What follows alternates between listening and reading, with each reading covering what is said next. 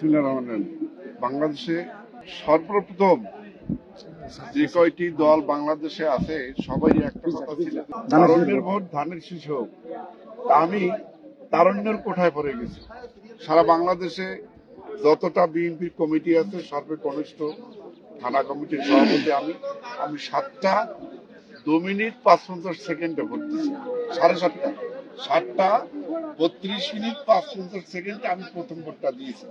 Vote দেওয়ার পরে এখানে মহিপুর থানায় যে কটি সেন্টার আছে, দুটো সেন্টারে যেতে পারি নাই, যেতেও খুব কষ্ট হয়েছে। আইন শৃঙ্খলা বাহিনী খুবই তৎপর।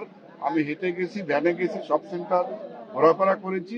তার ভিতরে একটা জিনিস প্রতিফলন হয়েছে, দীর্ঘদিন যে মানুষ ভোট দিতে পারে না সে আশাটার প্রতিফলন মানুষের ভিতরে হয়েছে, এবং যথেষ্ট উদ্দীপনা মানুষের আবাল বৃদ্ধ বনিতা থেকে শুরু করে যারা ভোটার সবাই ভোট কেন্দ্রে উপস্থিত হওয়ার জন্য প্রস্তুতি নিচ্ছে এবং নেবে এবং ভোট দিতে আসছে।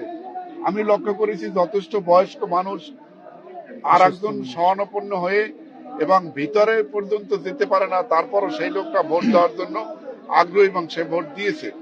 পাশাপাশি আইন শৃঙ্খলা এখন পর্যন্ত আমাদের চোখে এরকম কিছু পড়ে নাই, খুব সুন্দরভাবে ভোট চলতেছে। আমরা ধানের শীষের পক্ষ থেকে আশাবাদী এখানে আমরা 80% ভোট মহিপুর থানায় পাবো ইনশাল্লাহ। এখন পর্যন্ত আমরা এই মুক্তিযুদ্ধ মেমোরিয়াল কলেজের 2টা বুথে, 7টা বুথের মধ্যে মহিলা 2টা বুথে কম দেখছি আর কি, ভোটার উপস্থিতি কম। এই পরিপ্রেক্ষিতে আপনাদের যে ভোটার উপস্থিতির একটা বিষয় আছে, সেটা আপনাদের পদক্ষেপ সকাল থেকে চলছে। ভোটারদের পদক্ষেপটা সবচেয়ে বেশি সংখ্যক মা বোনরা এবি মোশাররফ হোসেনকে জয় করার জন্য তারা যথেষ্ট উদ্দীপনার ভিতরে আছে, এবং আমরা যেভাবে লক্ষ্য করেছি মহিলা ভোটার যথেষ্ট উপস্থিত হয়েছে এবং এবি মোশাররফ হোসেন জয়লাভ করবে, আমরা 100% আশাবাদী। চলনবিল প্রবাহ, মা মাটি মানুষের কণ্ঠ।